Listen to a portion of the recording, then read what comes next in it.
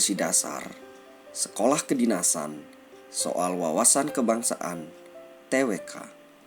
Bersama saya di Success Channel. Lanjut soal nomor 40.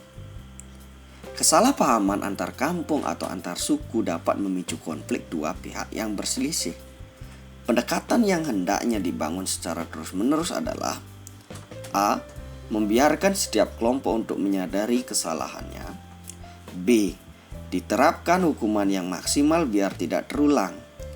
C. Pemerintah menjadi penengah agar konflik cepat selesai. D. Membangun kesadaran multikultural dalam berbagai bidang. E. Menempatkan petugas keamanan di lokasi yang rawan. Oke, kita cek jawabannya secara bersama-sama. Opsi yang benar adalah opsi D. Membangun kesadaran multikultural dalam berbagai bidang. Pembahasan. Dinamika persatuan dan kesatuan bangsa dapat dipengaruhi oleh kesalahpahaman antar kampung atau antar suku.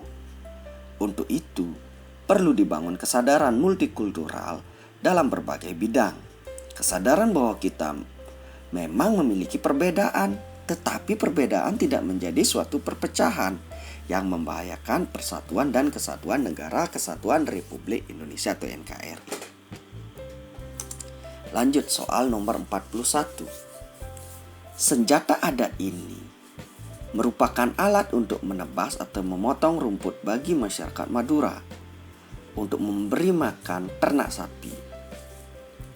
Tetapi tidak jarang senjata ini pun digunakan sebagai alat untuk berperang antar individu. Senjata adat yang dimaksud adalah A. Kucang, B. Celurit, C. Mandau, D. Parang, E. Sabit. Oke, kita cek jawabannya bersama-sama. Ini semua pasti tahu ya. Jadi untuk adat Madura, yang paling tepat adalah opsi B. Celurit. Pembahasan. Keberagaman suku bangsa Indonesia dalam hal senjata tradisional terdiri dari bermacam-macam dan nama yang berbeda pula. Meski memiliki nama berbeda tetapi memiliki persamaan tujuan sesuai asal daerahnya masing-masing. Lanjut ke soal nomor 42. Bentuk-bentuk kerjasama dalam masyarakat seperti kerja bakti, membantu bencana alam dan yang lainnya didasarkan oleh sikap kekeluargaan dalam masyarakat Indonesia yang bukan hanya didasarkan oleh ikatan darah dan kewilayahan saja. Karena A. Sudah menjadi tradisi masyarakat Indonesia yakni gotong royong. B. Kita semua sama sebagai bangsa Indonesia. C. Merupakan perwujudan Sumpah Pemuda. D. Dalam rangka mengisi kemerdekaan Republik Indonesia. E. Sebagai kewajiban warga negara Indonesia.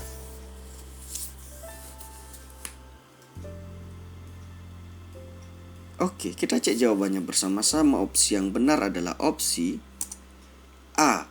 Sudah menjadi tradisi masyarakat Indonesia yakni gotong royong. Pembahasan. Bentuk-bentuk kerjasama bukan hanya didasarkan oleh ikatan daerah dan kewilayahan saja, karena sudah menjadi tradisi masyarakat sejak dulu. Bangsa Indonesia dikenal memiliki tradisi yang bermacam-macam dalam kehidupan masyarakat. Lanjut soal nomor 43. Pendidikan merupakan salah satu sarana yang efektif dalam menanamkan nilai-nilai Sumpah Pemuda.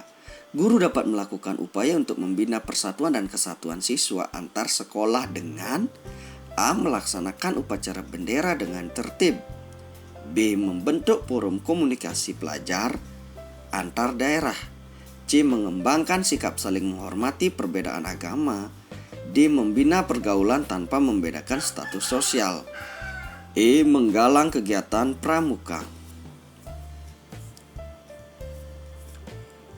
Oke, kita cek jawabannya bersama-sama. Opsi B. Membentuk forum komunikasi pelajar antar daerah. Nah, di sini ya, kata kuncinya menanamkan nilai-nilai Sumpah Pemuda. Sumpah Pemuda ini ya, salah satunya adalah nilai persatuan ya. Jadi kenapa jawabannya ini adalah opsi B. Membentuk forum komunikasi pelajar antar daerah. Kita cek pembahasannya.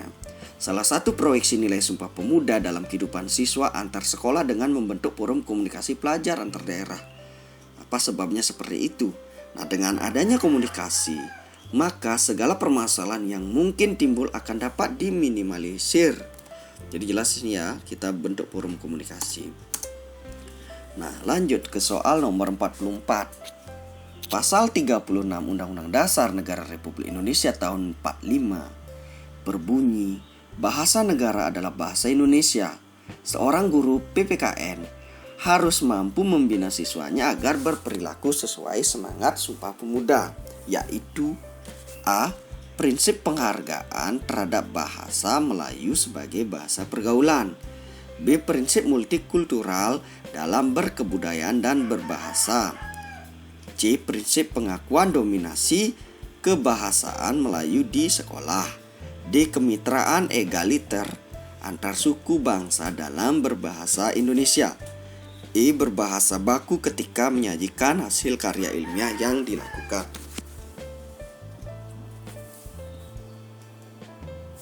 Oke, kita cek jawabannya bersama-sama. Opsi yang benar adalah opsi E. Berbahasa baku ketika menyajikan hasil karya ilmiah yang dilakukan.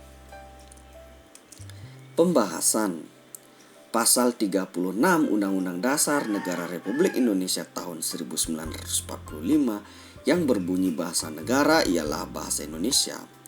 Ini merupakan perwujudan dari Sumpah Pemuda 28 Oktober 1928. Ini harus dilakukan sejak dini dan guru harus membina siswanya dan dimulai dengan berbahasa Indonesia yang baik dan benar, dengan menyajikan hasil karya ilmiah yang dilakukan mereka.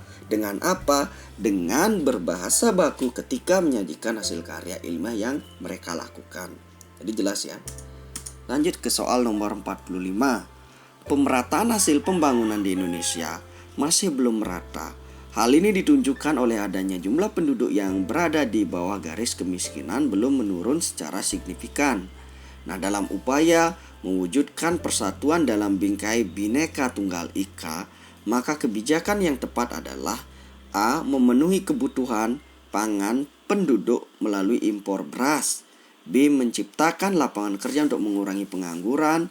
C. Menggalakkan program zakat tanpa pandang bulu. D. Menjaga stabilitas harga melalui mekanisme pasar. E. Meningkatkan akses masyarakat kepada pelayanan produksi. Oke, kita cek jawabannya secara bersama-sama. Opsi yang benar adalah opsi B. Menciptakan lapangan kerja untuk mengurangi pengangguran. Pembahasan. Menciptakan lapangan kerja untuk mengurangi pengangguran merupakan salah satu bentuk prinsip persatuan dalam keberagaman sosial ekonomi dalam bingkai Bhinneka Tunggal Ika. Jadi salah satunya ini ya, dengan menciptakan lapangan kerja. Jadi pemerataan hasil pembangunan di Indonesia itu akan merata, akan lebih merata gitu loh. Lanjut soal nomor 46. Sebagai bangsa majemuk, perbedaan kebiasaan di antara masyarakat sepatutnya disikapi secara bijak oleh masyarakat itu sendiri. Sikap bijaksana dikembangkan agar A. Terbentuk persatuan dan kesatuan di daerah setempat. B. Terbina ketahanan nasional yang kuat di daerah. C. Tercipta kehidupan masyarakat yang damai dan tentram. D. Terjadi penyelesaian permasalahan di masyarakat. E. Tidak terjadi kerusuhan komunal di masyarakat.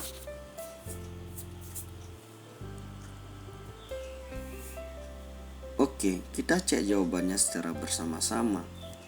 Opsi yang benar adalah opsi C. Tercipta kehidupan masyarakat yang damai dan tentram. Pembahasan. Sikap bijak perlu dikembangkan dalam kaitannya dengan prinsip harmoni dalam keberagaman bangsa Indonesia dalam bingkai Bhinneka Tunggal Ika. Bangsa Indonesia adalah bangsa yang memiliki keberagaman. Jadi ini ya. Jadi yang benar adalah tercipta kehidupan masyarakat yang damai dan tentram. Lanjut soal nomor 47.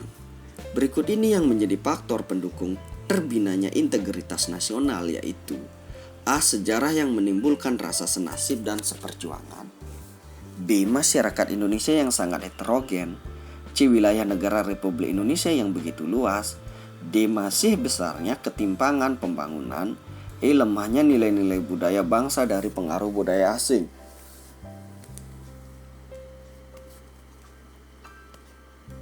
Oke, kita cek jawabannya bersama-sama. Opsi yang benar adalah opsi A. Sejarah yang menimbulkan rasa senasib dan seperjuangan. Pembahasan. Pengalaman sejarah dapat menjadi faktor pembentuk integritas nasional karena merupakan motivasi dalam bela negara. Suatu bangsa yang mengalami sejarah perjuangan bangsa akan semakin mempertebal motivasi dalam bela negara. Lanjut soal nomor 48.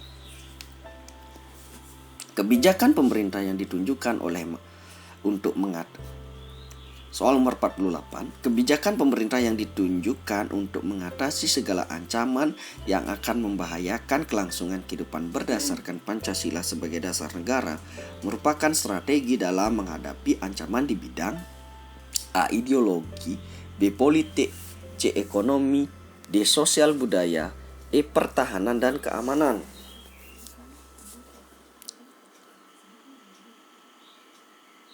Oke, kita cek jawabannya bersama-sama. Opsi yang benar adalah opsi A. Ideologi. Pembahasan. Ancaman merupakan sesuatu yang bersifat menggugah secara konsepsional dan berasal dari luar negeri. Untuk itu, kebijakan pemerintah sekaligus strateginya di bidang ideologi sangat diperlukan karena tidak kalah berbahayanya dibandingkan ancaman fisik. Jadi jelas ya kenapa di sini ancaman di bidang ideologi jawabannya. Lanjut ke soal nomor 49. Ancaman terhadap ideologi negara melalui bidang ekonomi semakin relevan untuk diwaspadai. Hal itu diantaranya dipicu oleh sentimen masyarakat terhadap kebijakan yang memberikan peluang usaha terhadap pihak asing dan ketimpangan ekonomi di masyarakat. Solusi yang tepat untuk mengatasinya adalah A. Meningkatkan mutu pendidikan dan karakter masyarakat.